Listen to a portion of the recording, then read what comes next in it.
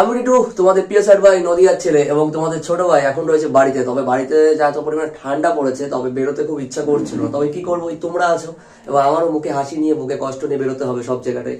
সম্পূর্ণ ভিডিওটা দেখতে থাকবে এই ভিডিওটার মাধ্যমে। তবে যাই হোক না কেন, আজকে আমি বাড়ি থেকে বেরোচ্ছি 70 থেকে 800 কিলোমিটার দূরে। তবে বিশেষ একটা আকর্ষণ, মানে আমার রিলেটিভের বাড়ি, মানে আমার একটা কাছের একটা মাসি বাড়িতে যাবো। বাগদা, মানে এখান থেকে মিনিমাম বাগদা হোসেন নাম শুনেছো, উত্তর চব্বিশ জেলার অন্তর্গত বাগদা, মানে বাগদা বর্ডার ওই এলাকার মধ্যেই। তো ওখানটায় যাবো, আমার কি কি করি এবং সম্পূর্ণ এই ব্লগটার মাধ্যমে আসবে। এবং কি জন্য যাবো আমি নিজেও জানি না, হঠাৎ করে মা বললো তো সকাল সকাল বাড়ির থেকে বেরোতে হবে।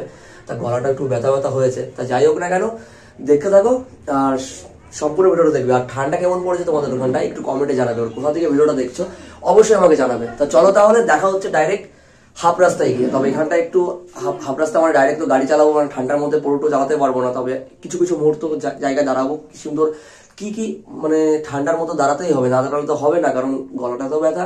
সেই কারণে আস্তে আস্তে গাড়ি চালাবো। আর তোমাদের একটা কথাই বলবো, বাইক স্কুটি যদি চালাও, যা গাড়ি চালাও না কেন, গাড়ি ঠান্ডার মধ্যে কাছে চালাবে, কারণ রাস্তাঘাটের কুয়াশার যে অবস্থা, মানে চোখে দেখা যাচ্ছে না, আমার সামনে যদি কেউ চলেও আসে দেখা যাচ্ছে, সেই কারণে গাড়ি আস্তে চালাবে। তা দেখতে থাকো আর চলো তাহলে দেখা হচ্ছে হাফ রাস্তায় গিয়ে। গাইজ ইতিমধ্যে হাফ রাস্তা চলে এসেছি, মিনিমাম তোমার 34 থেকে 35 কিলোমিটার গাড়ি চালিয়ে তারপরে এখন দাঁড়ালাম। মানে এটা তোমার মুড়িকাটা ব্রিজ, দেখতেই পারছো, মানে ব্রিজটা অনেকটাই ভাইরাল। তবে এখানটা একটু যখনই যাই না কেন বাগদার ওই সাইডটা, মানে এর আগে অনেকবার গিয়েছি, তোমরা অবশ্যই অনেক ভিডিও দেখেছো। তবে বিশেষভাবে এখন দাঁড়িয়ে পড়লাম মুড়িকাটা ব্রিজের উপর। তবে একটু এখানটা রেস্ট নেবো, জল টল খাবো, একটু চা খাবো, তারপর এখান থেকে আবার মিনিমাম 40 কিলোমিটার যেতে হবে।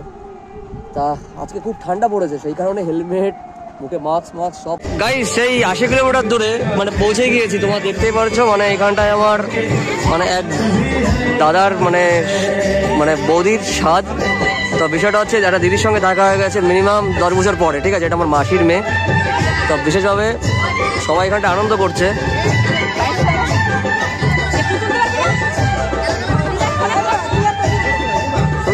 ছবি ফোন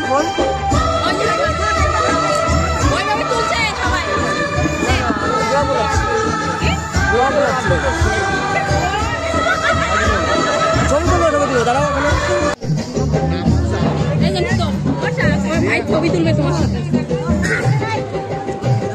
এই যে হচ্ছে দিদি, ঠিক আছে, মানে এই যে হচ্ছে দিদি, মানে এই দিদির অনুষ্ঠানে আমি আজকে এসেছি। তবে দিদির সঙ্গে কিছু ফটোশ্যুট করবো। আর এই যে মাসির মেয়ে রয়েছে একটা বড় দিদি, আর একটা দিদি এখানটায় রয়েছে। আর চেয়ার তো নেই, কোথায় বসে ছবি তুলবো, আর ওখানে তো ওঠার সমস্যা হয়ে যাবে।